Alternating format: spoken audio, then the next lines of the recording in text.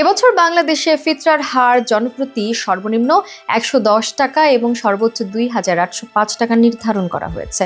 ১১ March রাজধানীর বায়তুল মোকাররম জাতীয় মসজিদে ইসলামিক ফাউন্ডেশনের সভাকক্ষে জাতীয় সাদাকাতুল ফিতরা নির্ধারণ কমিটির সভায় এ হার নির্ধারণ করা হয়।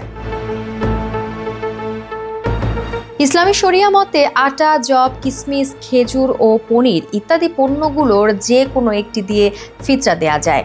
গম বা আটা দিয়ে ফিতরা আদায় করলে অর্ধশা বা ১ কেজি ৬৫০ গ্রাম বা এর বাজার মূল্য ১১০ টাকা প্রদান করতে হবে। আবার জব দিয়ে আদায় করলে ১ সা বা ৩ কেজি ৩০০ গ্রাম বা এর বাজার মূল্য ৫৩০ টাকা। খেজুর দিয়ে আদায় করলে ১ সা বা ৩ কেজি ৩০০ গ্রাম বা এর বাজার মূল্য ২,৩১০ টাকা।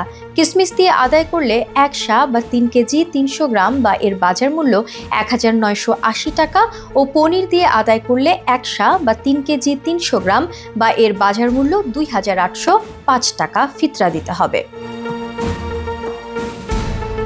এইসব পণ্যের স্থানীয় খুচরা বাজার মূল্যে তারতম্য রয়েছে।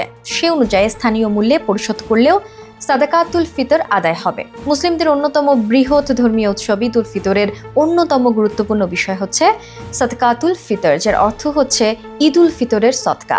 বাংলাদেশে এটি ফিতরা হিসেবে অধিক পরিচিত। ইসলাম ধর্মে এটি জাকাত আল ফিতর হিসেবেও পরিচিত।